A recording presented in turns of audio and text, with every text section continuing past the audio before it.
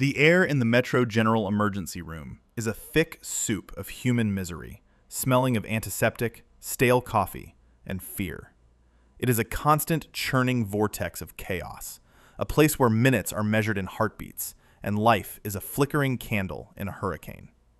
For Nurse Alara Vance, it was supposed to be a quiet place, a place to forget, a place to be invisible.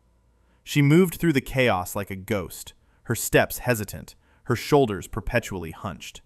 Her pale brown hair was always pulled back in a severe, functional bun, but a few stray strands always seemed to escape to fall across her temple, a nervous habit she used to hide the faint, silvery scar that lived there. To the other staff, she was a mouse, quiet, timid, and seemingly incompetent. She fumbled with IV lines, her hands shaking just enough to miss the vein on the first try. She double-checked charts with a slowness that bordered on painful. She spoke in whispers, her eyes always cast downward. Today was no different. She was attempting to start a saline drip on a dehydrated college student, her fingers feeling clumsy and foreign. The needle hovered over the young man's arm, her own breath held tight in her chest. "Just a small poke," she whispered, more to herself than to him. The needle slid, skating off the rolling vein. The student winced. Alara flinched as if she had been struck. "Sorry," she mumbled, her face flushing with heat. "I am so sorry." A voice, sharp and cold as a shard of glass, cut through the noise of the ER. "Nurse Vance, are you managing to perforate the patient's skin, or are you simply attempting to bore him to death with your apologies?" Dr. Alistair Finch stood behind her, his arms crossed over his pristine white coat. He was the chief of emergency medicine, a man whose surgical brilliance was matched only by his towering ego and bottomless cruelty. He moved through his ER like a king, surveying a fiefdom of lesser beings. His eyes, the color of a winter sky, held a permanent glint of disdain. Alara froze, her hand trembling more noticeably now. "Dr. Finch, You were just demonstrating, yet again, why you are utterly unsuited for this environment," he finished, his voice dripping with condescension. He snatched the IV catheter from her hand, his fingers brushing hers with a contact that felt like a burn. "Observe, mouse." He didn't look at the patient's arm. He didn't palpate the vein. With a single fluid motion born of arrogant practice, he slid the needle in perfectly. A flash of red in the chamber confirmed his success. He taped it down with contemptuous speed. "That," he said, turning his cold gaze back to Alara, "is how it is done. Competence, precision, qualities you seem to be allergic to." A few of the nearby nurses snickered. Mark, a sycophant who orbited Finch like a remora on a shark, gave a loud chuckle. "Good one, doctor." Across the bay, a younger nurse named Maya looked down at her chart, her expression tight with secondhand shame. She was always kind to Alara in the break room, but out here, in Finch's kingdom, she was silent. Everyone was silent. Finch leaned in closer, his voice dropping to a venomous whisper only Alara could hear. "I have no idea how you even passed your nursing boards. You are a liability. You are a ghost who haunts my ER, and frankly, your presence is depressing. Go restock the suture kits in Trauma Bay 4. Perhaps you can handle counting." He shoved a clipboard into her chest, not hard enough to knock her over, but with enough force to make her stagger back a step.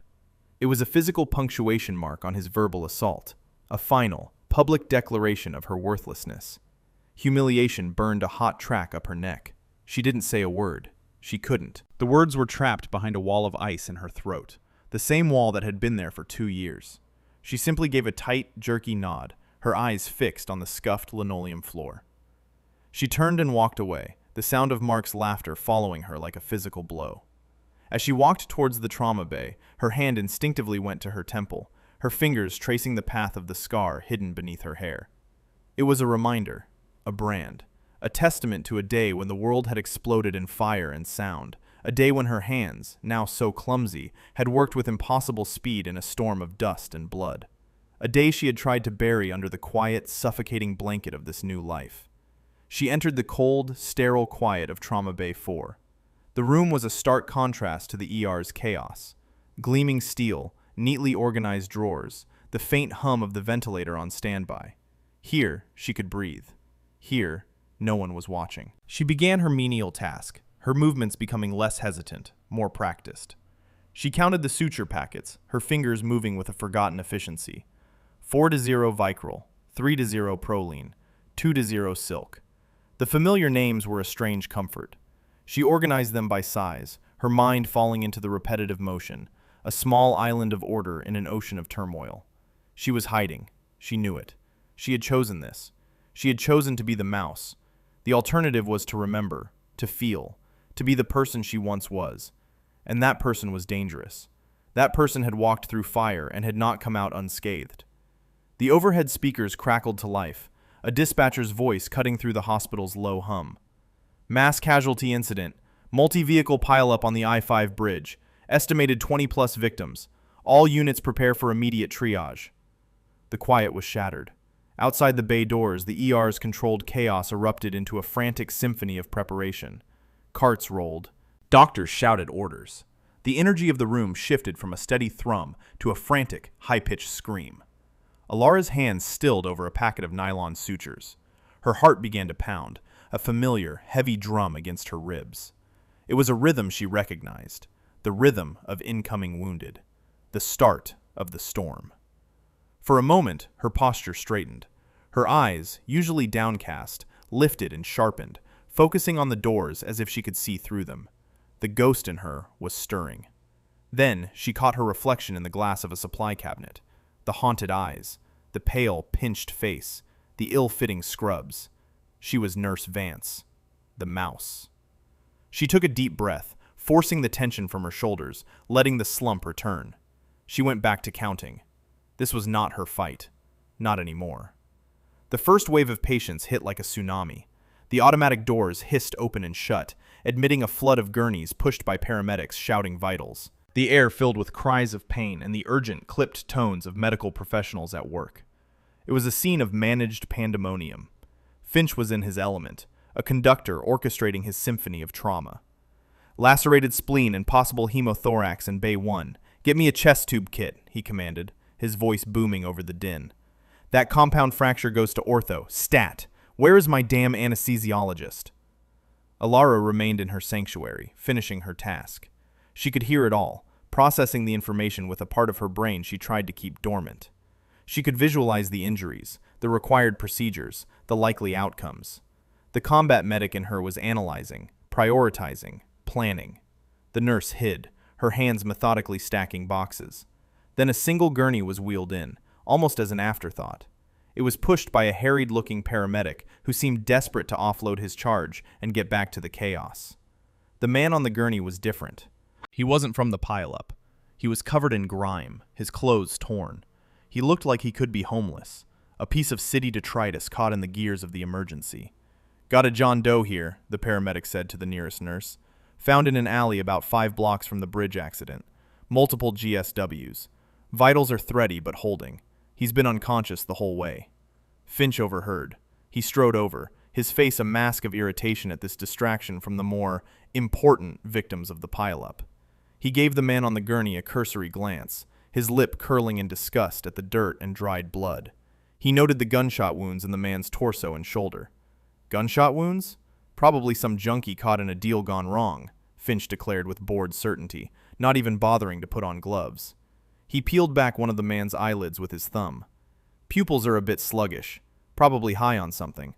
Look, we are slammed with actual victims here. He's stable for now. Stick him in the hallway, get a basic drip going, and prep him for transfer to County General. We don't have the beds or the resources for this piece of trash. Dr. Evans, a senior physician who had been with the hospital for 20 years, hesitated. Alistair, multiple GSWs. Shouldn't we at least get a full set of scans? There could be internal bleeding we're not seeing. Finch shot him a withering look. Are you questioning my triage, Robert? I have a councilman's wife with a potential spinal injury, and you're worried about a Doe who likely doesn't have insurance. His vitals are holding. He can hold a little longer at a facility better equipped for his kind. Now, are you going to help, or are you going to second-guess me all night? Evans wilted under the glare, retreating to another patient without another word. Finch pointed a commanding finger at the nearest junior nurse. You! Get him out of my trauma bay. Then his eyes scanned the room and found their target. Vance, you're done hiding. Go make yourself useful.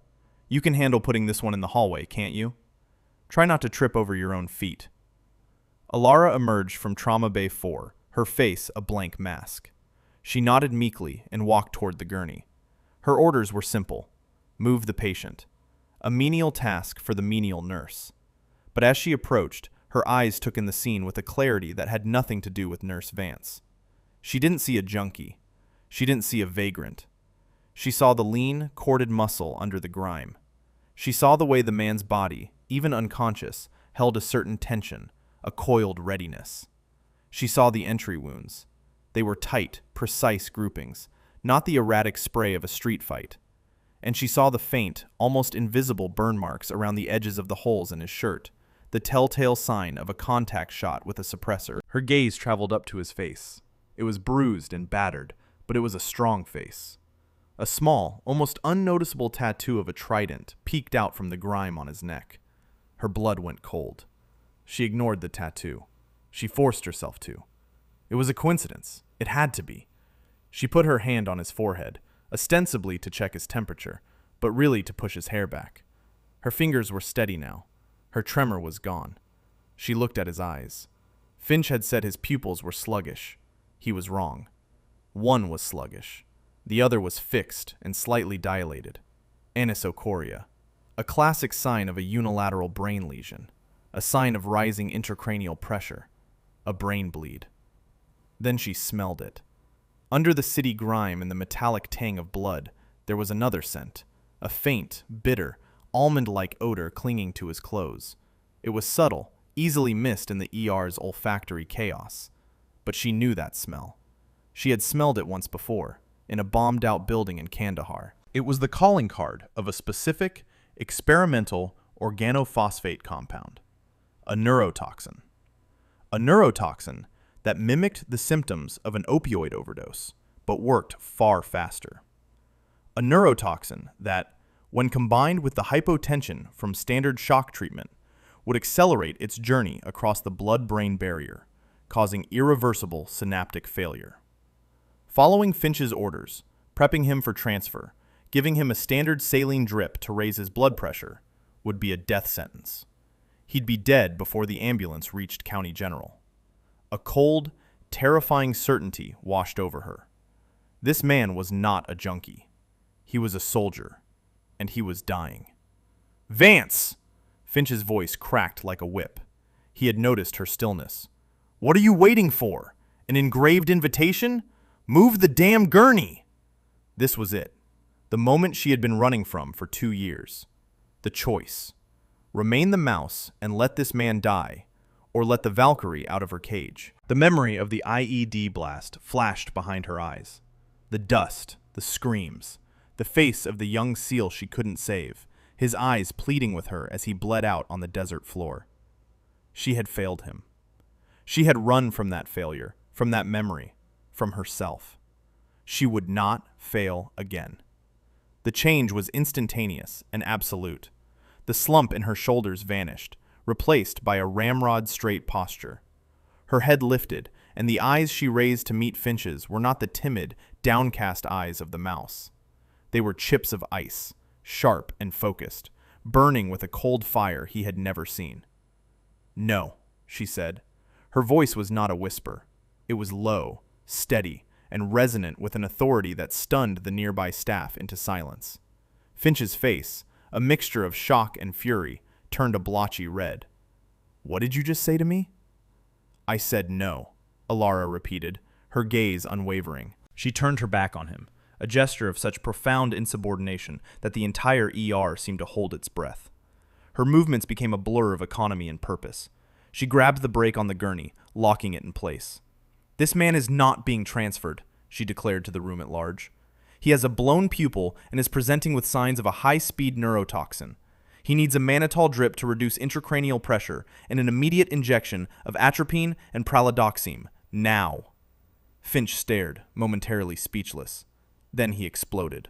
"A neurotoxin? Are you insane? You, a rookie nurse, are diagnosing a patient over me? You are fired, Vance. You are finished." Alara ignored him. She was already moving. She wheeled the gurney with forceful precision, not into the hallway, but back into the empty trauma bay 4 she had just left. She shoved it inside and turned to face the doorway. "Maya!"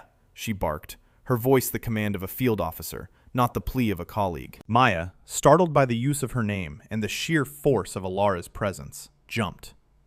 "Get me the talk screen antidote kit from the main crash cart, the military-grade one. Now!" Maya, wide-eyed, simply nodded and ran. Finch stormed towards the trauma bay.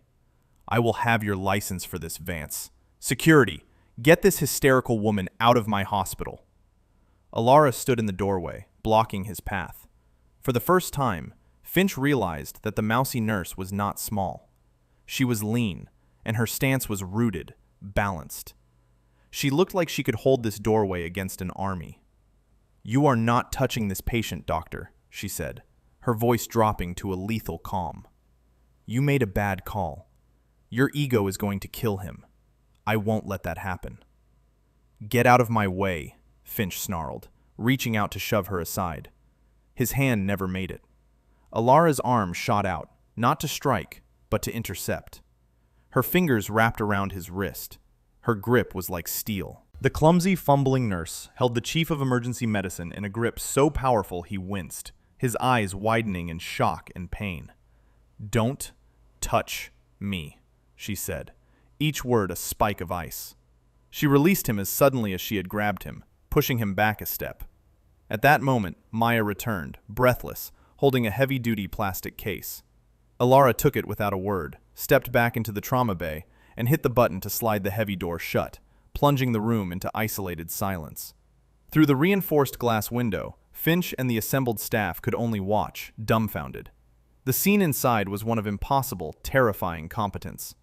Alara ripped open the John Doe's shirt, exposing his chest. Her hands flew across his body, her fingers palpating, assessing. She wasn't a nurse. She was some kind of machine.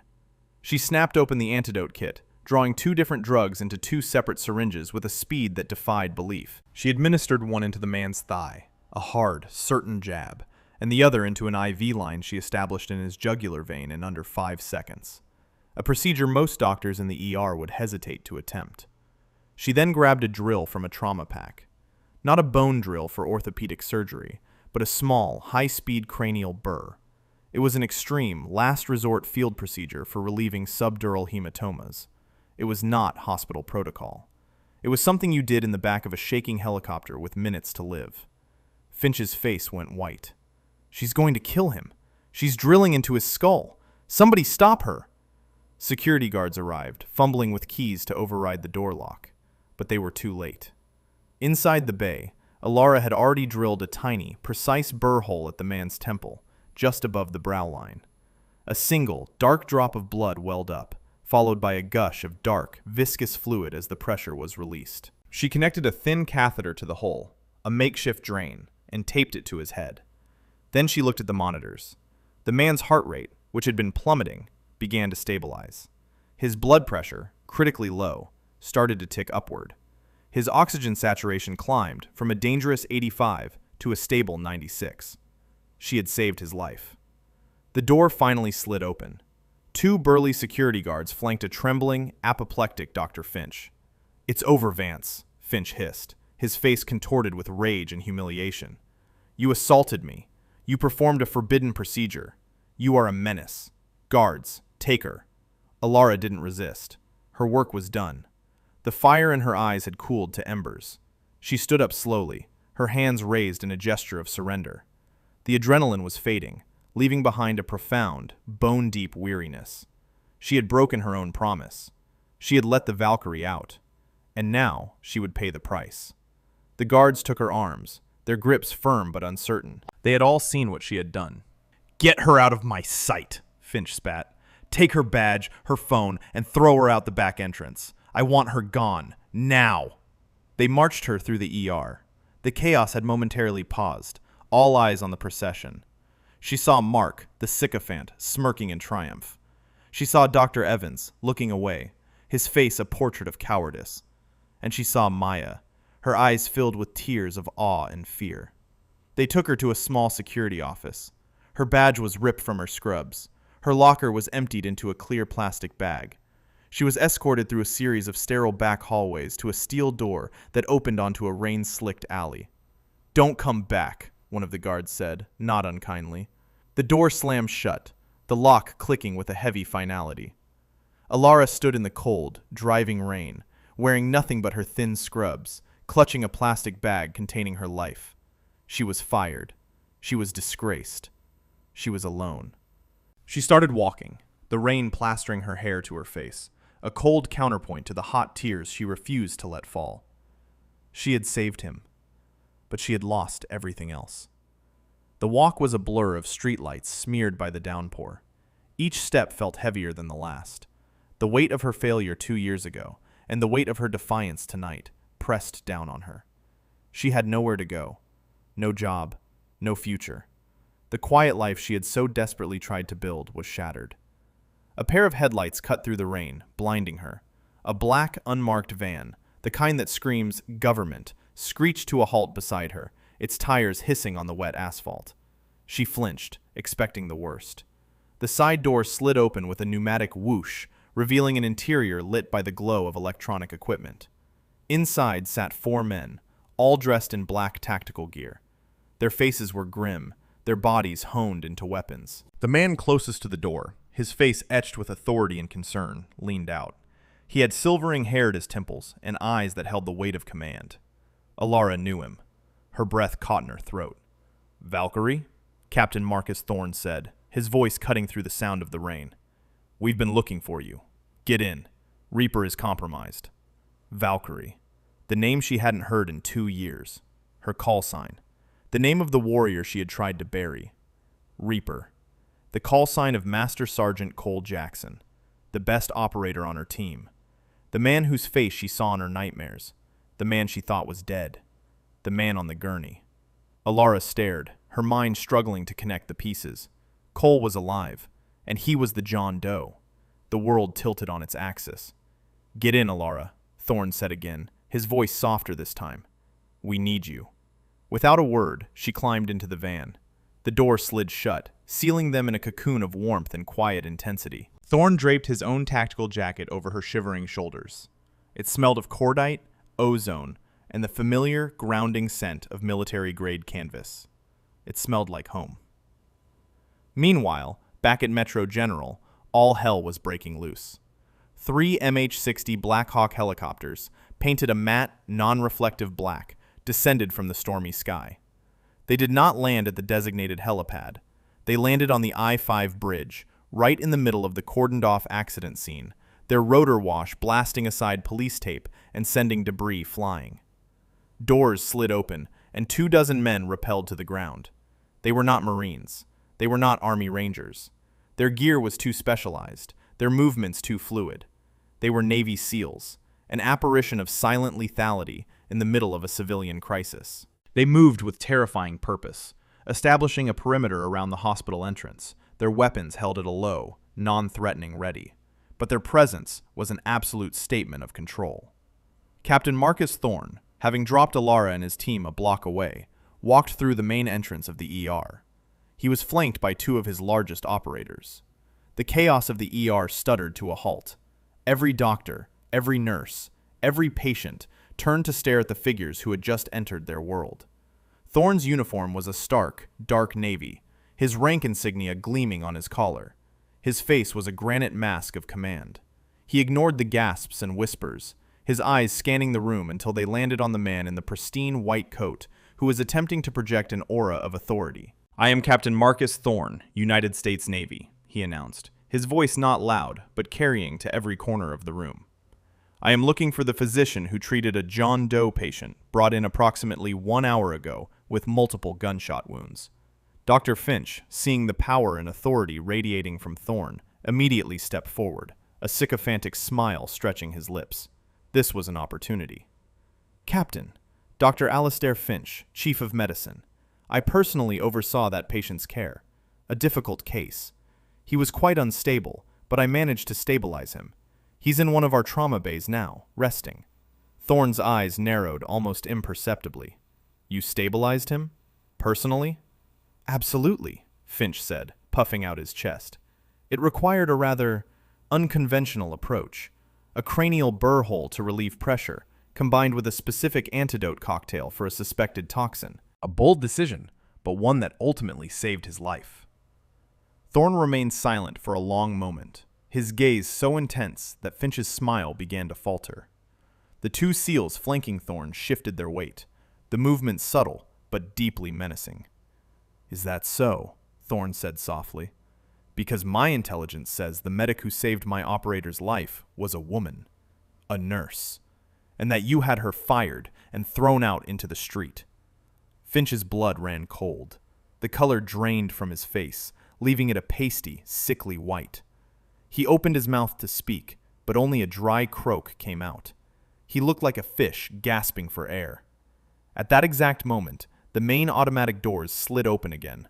Alara Vance walked in. She was no longer shivering. She was flanked by two more SEALs, wearing Captain Thorne's jacket like a piece of armor. Her hair was still damp, but she had pushed it back from her face, revealing the faint, silvery scar on her temple. It wasn't a mark of shame anymore. It was a medal. Her eyes were clear and hard. She walked past the stunned staff, her gaze fixed on one person, Dr. Finch. The entire ER was silent enough to hear a pin drop. The only sound was the rhythmic beeping of the heart monitors, a soundtrack to the unfolding drama. Alara stopped a few feet from Finch and looked at Captain Thorne. Thorne's expression softened for a fraction of a second as he looked at her, a flicker of deep respect and relief. Then he turned his stone-cold gaze back to Finch. "Is this the man, Valkyrie?" Alara gave a single, sharp nod. Thorne took a step closer to Finch, his 5'11" frame seeming to tower over the taller doctor. "Dr. Finch," he said, his voice a low, dangerous growl. "On the authority of the United States Department of Defense, you are hereby relieved of your duties. This wing of the hospital is now a classified military environment under my direct command. You will not speak to any patients. You will not issue any orders. You will not touch any equipment. Your access is revoked." He then turned to Alara. His voice changed, losing its hard edge, becoming respectful. "Nurse Vance is now in command of all medical care for Master Sergeant Cole Jackson. Her orders are my orders. Her authority in this matter is absolute. Everyone in this room will answer to her. Is that understood?" He swept his gaze across the room, and a sea of stunned, terrified faces nodded in unison. Maya was staring at Alara, her mouth hanging open in pure astonishment. Dr. Evans looked at the floor, his face burning with a shame so deep it was painful to watch. Mark, the sycophant, looked like he was about to be physically ill. Thorne turned back to Finch, whose entire body was trembling. "As for you, Doctor, my team is currently reviewing this hospital's security footage and your phone records. If we find what I think we're going to find, your charge will be upgraded from professional misconduct and negligent homicide to treason. You will remain here, under guard, until we are finished." He gestured, and the two SEALs who had flanked him moved to stand on either side of the now catatonic Dr. Finch. They didn't touch him, but their presence was as binding as any pair of handcuffs. Alara walked past Finch without a second glance.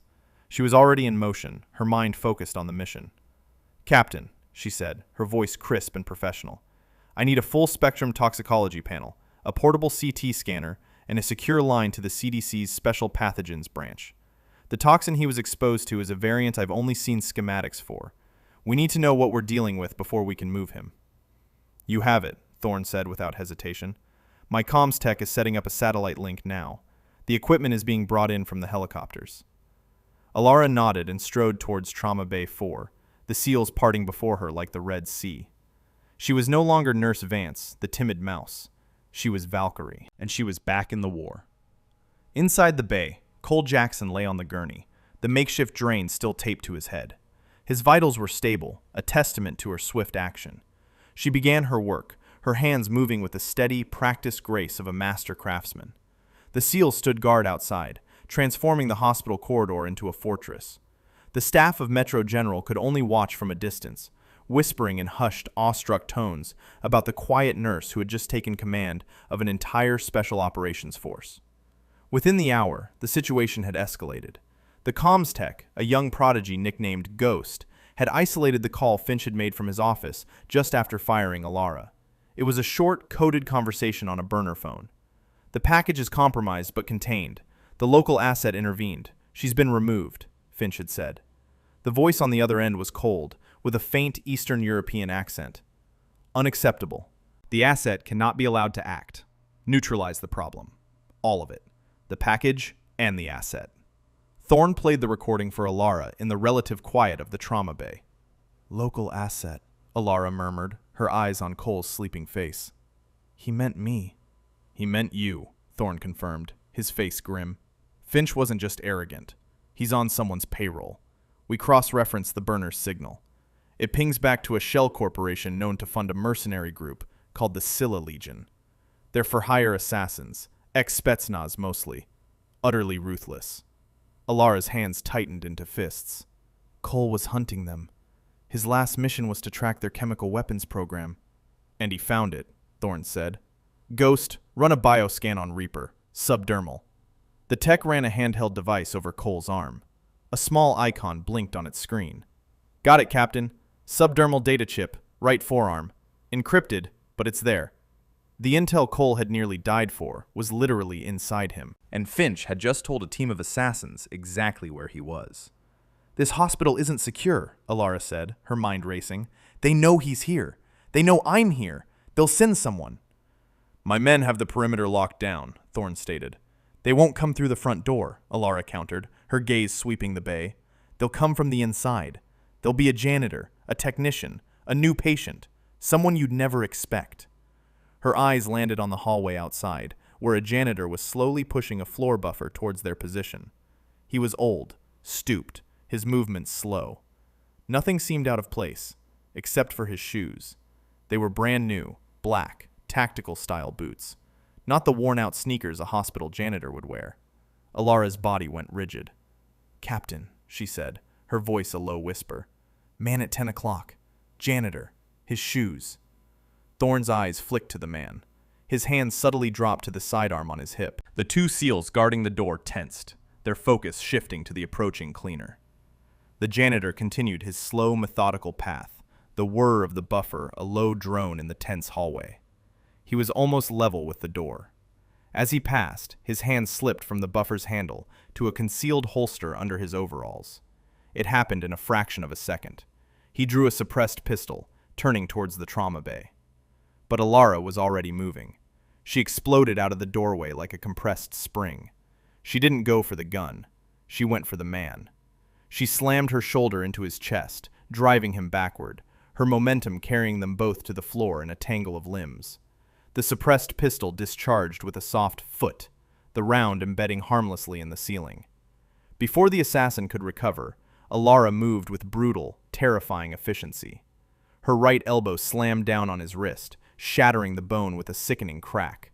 The gun clattered to the floor. Her left hand shot to his throat, cutting off his air.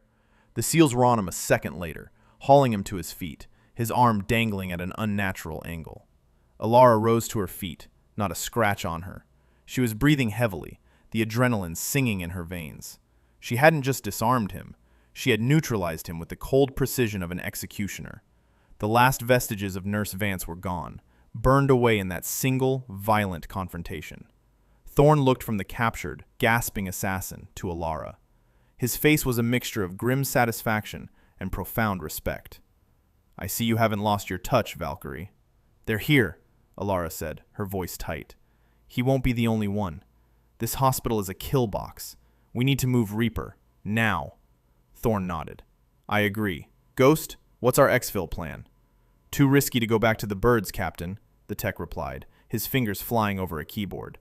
They'll be watching the skies. We need to go to ground. I have a location. An old safe house.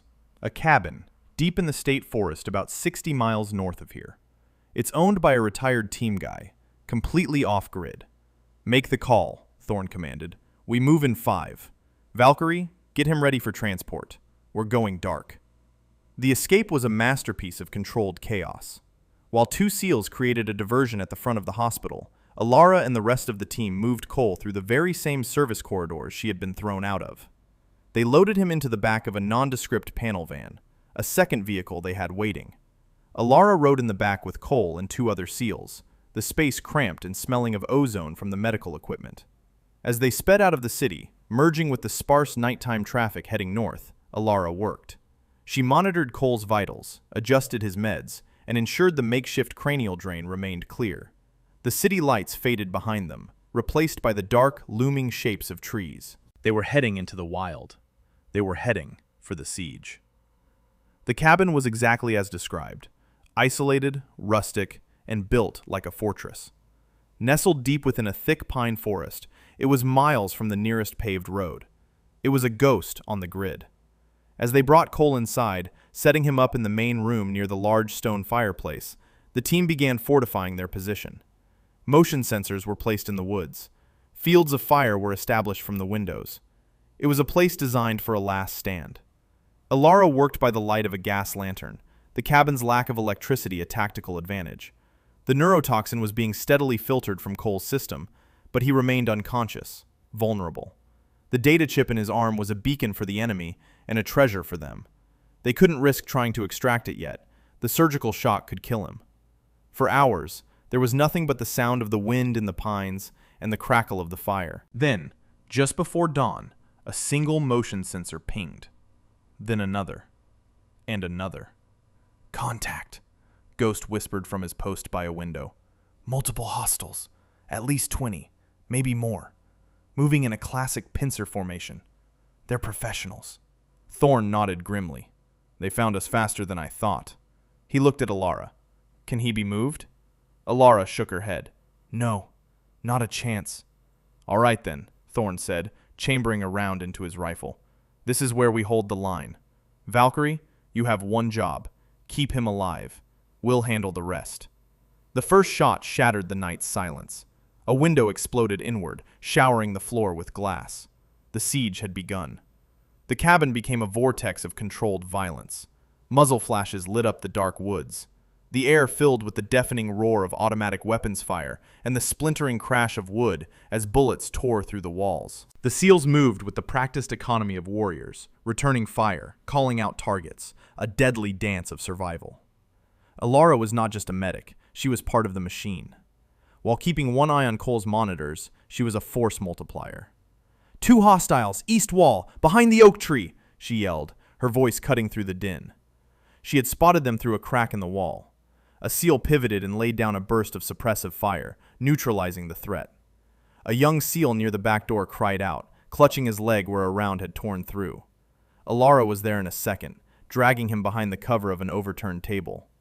Her hands were a blur as she cut away his pant leg, slapped a tourniquet high on his thigh, and packed the wound with combat gauze. "You're good," she said, her voice calm and steady amidst the hellfire. "Stay down." She was a whirlwind of action, moving between treating the wounded and being a second set of eyes for the fighters. She was in her element. The desert, the mountains, this cabin. The location didn't matter. The job was always the same. Keep your people alive. The firefight raged for what felt like an eternity. The mercenaries were good, and they were numerous. They pressed their attack relentlessly, forcing the SEALs back, tightening the perimeter. The walls of the cabin were being chewed to pieces. "We're running low on ammo," one of the SEALs shouted. The enemy knew it. They mounted a final, furious assault, blowing the main door off its hinges with a breaching charge. Mercenaries poured into the cabin. The fighting devolved into brutal, close-quarters combat. Thorn and his men met the charge head-on, a desperate, violent struggle in the flickering firelight. But they were outnumbered. One by one, the SEALs were wounded, overwhelmed. Soon, it was only Thorn, Alara, and two other conscious SEALs left fighting, backed into the corner where Cole lay. The leader of the mercenaries, a huge man with a scarred face and dead eyes, stepped over the bodies of his own men, a cruel smile on his face. He raised his rifle, aiming it directly at Alara. "The little nurse who plays soldier," he sneered in a thick Russian accent. "Your war is over." Suddenly, a weak voice cut through the air. "Not yet." Cole. His eyes were open, blazing with a feverish intensity. With a surge of pure, desperate adrenaline, he reached out and grabbed a scalpel from the medical kit Alara had placed beside his gurney. The mercenary leader, distracted for a fatal second, glanced down at the supposedly unconscious man. It was the only opening Alara needed. She didn't hesitate. She didn't think. She acted. She lunged forward, grabbing the sidearm from the holster of a wounded SEAL on the floor beside her. The mercenary swung his rifle back towards her, but he was too slow. Crack! Crack!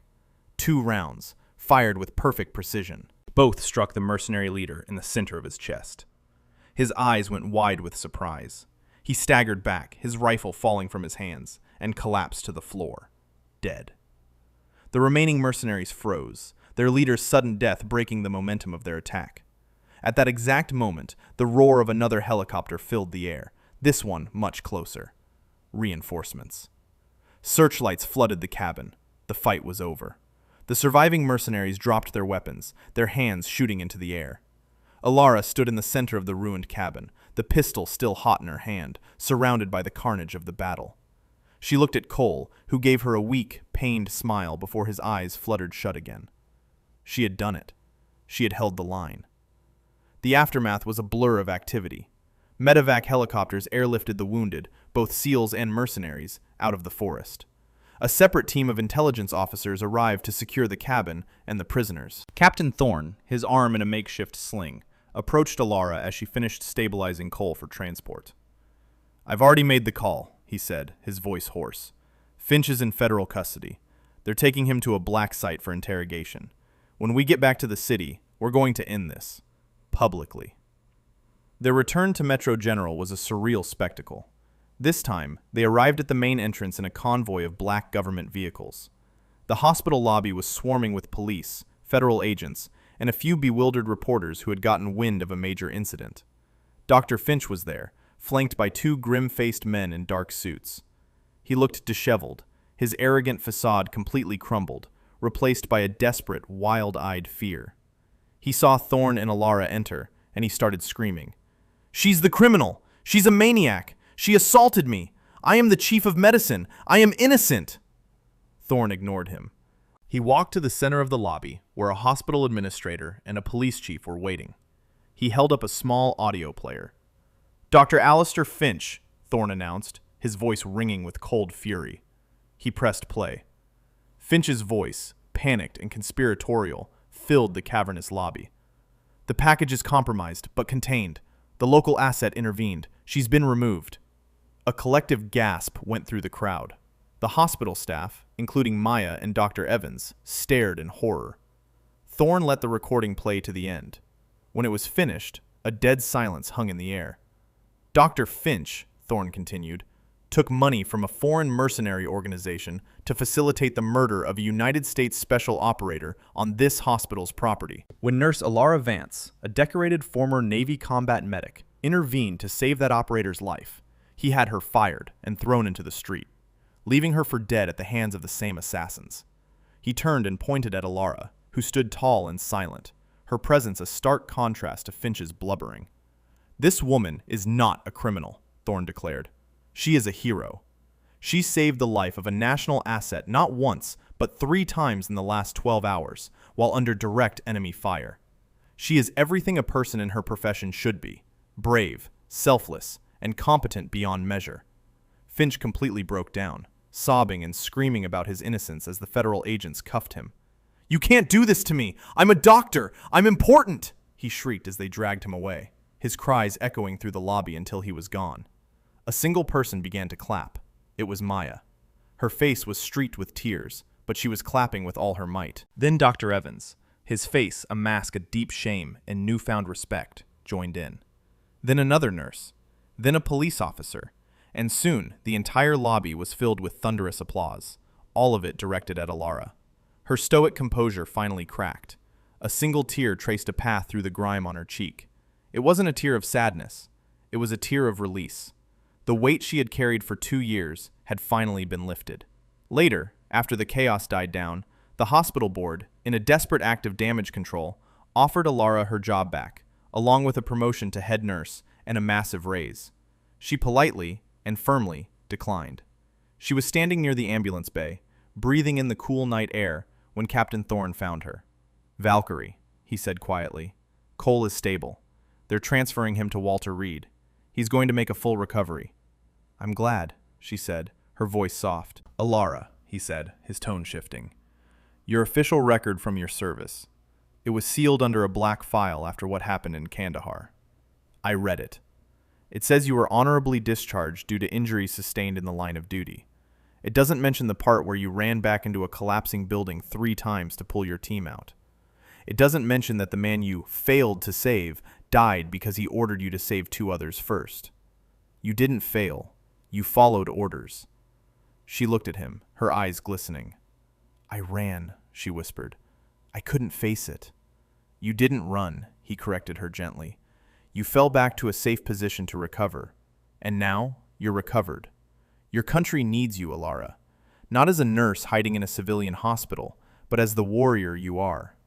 I'm being given command of a new unit, a rapid response, forward deployable surgical team attached directly to Joint Special Operations Command, JSOC Med. It's off books, top tier. I'm not offering you a job, Alara. I'm offering you command. Weeks passed.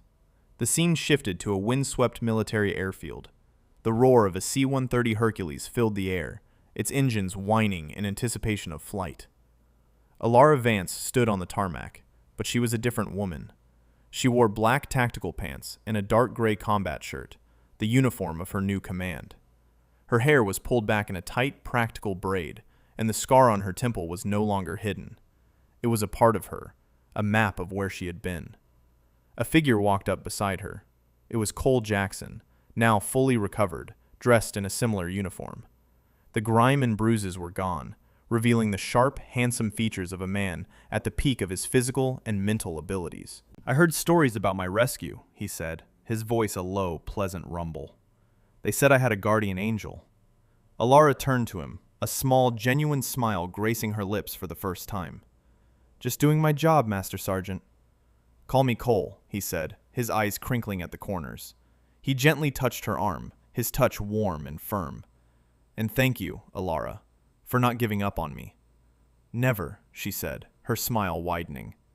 Good, he said, because I think we're going to be seeing a lot of each other, Commander. Captain Thorne's voice came over her comms unit.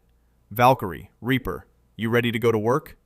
Alara looked at Cole, then at the waiting transport plane, a gateway to a new life where she no longer had to hide. A life where she could be whole. Ready, Captain, she said into her mic, her voice clear, confident, and strong. Together, she and Cole turned and walked towards the plane, their steps in perfect sync. 2 warriors walking back into the world, side by side, into the future. We really hope you enjoyed this educational piece of content, and hope that you could understand the moral lessons behind it. The story of Alara Vance teaches us a powerful lesson about judging others. Just because someone appears quiet or timid does not mean they are weak. True strength and courage often lie hidden beneath the surface, waiting for the right moment to emerge. It shows that true character is not defined by titles or authority, like Dr. Finch had, but by one's actions in a crisis. Alara, despite being dismissed and humiliated, chose to do the right thing, even at great personal cost. This story is a reminder that we should never underestimate anyone based on their appearance or position. Everyone has a story, and everyone possesses hidden depths and capabilities. Doing the right thing, even when it's hard, is the ultimate measure of a person. In the end, Alara's integrity and bravery were her true vindication, earning her the respect and position she had always deserved. So, what would you have done if you were in Alara's shoes? Would you have followed Dr. Finch's orders to protect your job, or would you have risked everything to save a patient's life? Let me know in the comments below. And if you enjoyed this story, make sure to smash that like button, subscribe, and hit the notification bell so you never miss another upload from us. Have a nice rest of your day.